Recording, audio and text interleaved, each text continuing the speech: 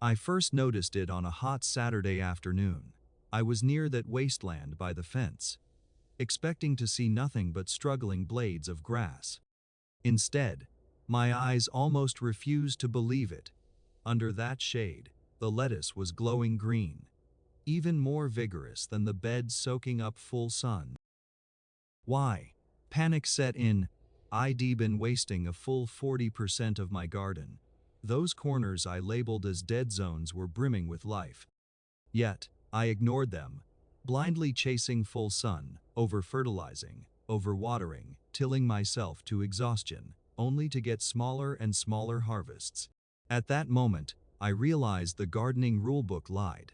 Sunlight does not automatically equal high yield, and shade can hide a literal goldmine. This isn't just about one herb or one season.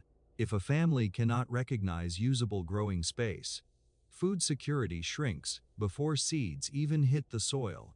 High-yielding areas get mentally abandoned. Useful microclimates get wasted, reliance on the store increases, and every failed harvest becomes a personal shortcoming. What nobody says aloud is about shade problems. They are often, actually just, system problems. You plant in a bag of premium vegetable mix, feed it with store-recommended blue crystal fertilizer, till the soil, because someone said loose, is healthy, and then you spray it all for pests. The first few weeks seem fine, rapid growth, neat rows. Then, the bill comes. Lettuce bolts overnight. Because these products are built on false promises. They treat plants like machines and soil as support. Nitrogen, phosphorus, potassium, water, sunlight, food magically appears. Simple, measurable, modern. But it strips the soil's intelligence. Every time you till, the fungal network tears apart, like wiring behind a wall being ripped out. Every time you weed, you do not just remove weeds. You disrupt the microbial communication around the roots. That is why backyard gardens turn into expensive mini hospitals. Constant interventions, constant inputs, constant corrections. One bottle for feeding, one bag to amend the soil. Spray once for pests, add a little more nutrients, because the leaves are starting to look pale. Then mulch, because the surface dries too fast. Shade cloth, because the bed is too hot. Take lettuce. On damaged exposed beds, full sun is punishment. The soil surface scorches, moisture swings from wet to dry. Fertilizers boost growth while the root zone remains weak. When heat hits, the plant panics and bolts. Same with spinach and arugula. You are told they are picky seasonal crops. The word clean is misleading too. Clean beds, clean edges, clean soil. There is nothing there. But in nature, bare soil is a wound. Once exposed, life rushes to cover it. Modern gardening competition is often just protection. Low-growing plants shade the soil. Roots secrete sugars for microbes. Fungi transport water and minerals between roots, none of which fertilizer can ever replace.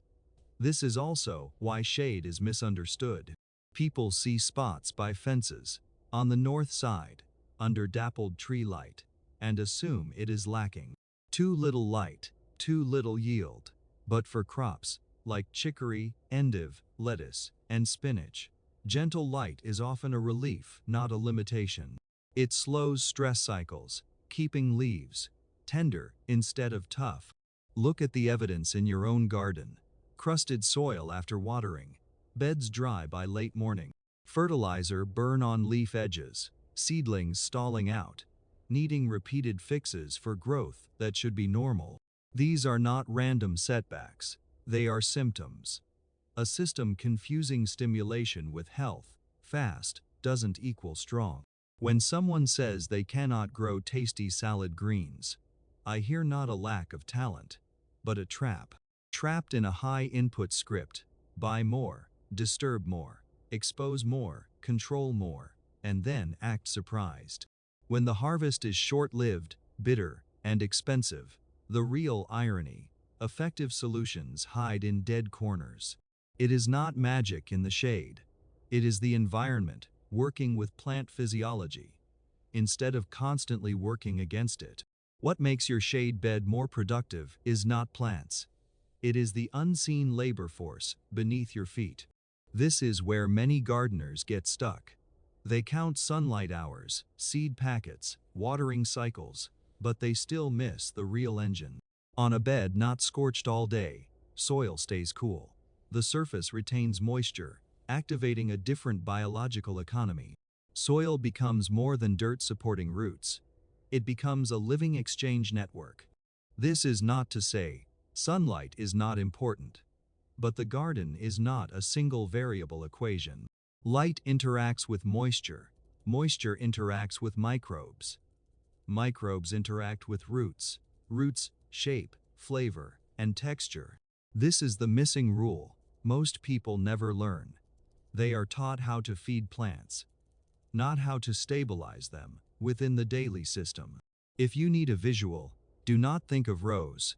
Picture a cold storage warehouse versus a hot loading dock. One environment keeps quality longer, the other drives loss. The living part of shaded soil acts like the warehouse, buffering, extending harvest, protecting tenderness, preventing greens from going to trash in 3 afternoons. The smartest backyard food garden decisions do not chase sun. Sometimes it is in the cool corners, where fungi, mulch, and dappled light give stability. A much more stable platform than a sun-scorched bed. Once you start reading signals underground instead of the sky, you stop asking, what can survive here? And start asking, what can truly thrive? I wonder if you have ever seen it yourself. A bed that should have failed, yet produced sweet leaves. Tell me which crop changed your mind. Because this pattern is where a garden reveals itself.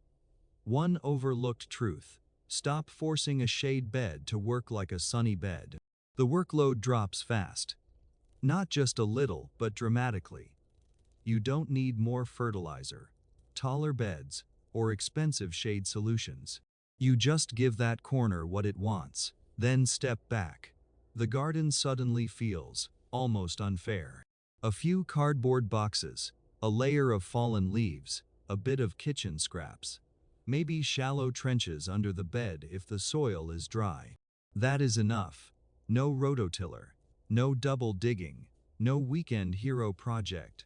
Just cover the soil, feed from above, and let the invisible labor beneath do its job. Think how these plants grow in the wild. Watercress doesn't thrive on scorched bare soil. Sorrel doesn't beg for a full patch of baked dirt. Tender celery leaves don't rely on killing soil life through tilling. These plants evolved in cool, soft, moist edges. Forest margins, stream banks, protected, leaf-littered spots. So when you cover weeds with cardboard, water, pile leaves, or lightly compost, you're not doing nothing. You're rebuilding the woodland logic these plants instinctively understand. Weeds die quietly, soil stays moist, worms move in, fungi expand, and temperature swings moderate. The once troublesome shady corner becomes stable, and stability equals high yield. This stability impacts harvests more than most imagine. Radishes under scorching sun get hot, woody, and rushed. On a shaded, mulched bed, they stay crisp. Beet greens don't fight the afternoon heat daily. They stay tender. Sorrel grows steadily, like it signed a long-term lease. Chinese celery leaves have stronger aroma, less bitterness. The leverage point is not more inputs, but removing stress, spikes that trigger plant defense. Less exposure, less evaporation, less soil disruption, fewer plant emergencies, better food for you. And the best part, this approach costs almost nothing. Cardboard delivered Tuesday can suppress weeds by Saturday. Fallen leaves from neighbors become next year's moisture bank. Pruned branches, buried in the bed, become a water-retaining sponge. Even kitchen scraps, lightly buried under mulch, or added to compost bags. They feed future fertility, no bag of synthetic fertilizer needed. That is why people who constantly buy garden products get tired. They try to replace the system with purchases. A living bed is cheaper. It thrives on leftovers, not upgrades. If you have a corner marked as shady, damp, awkward, or troublesome, try the laziest yet most deliberate experiment.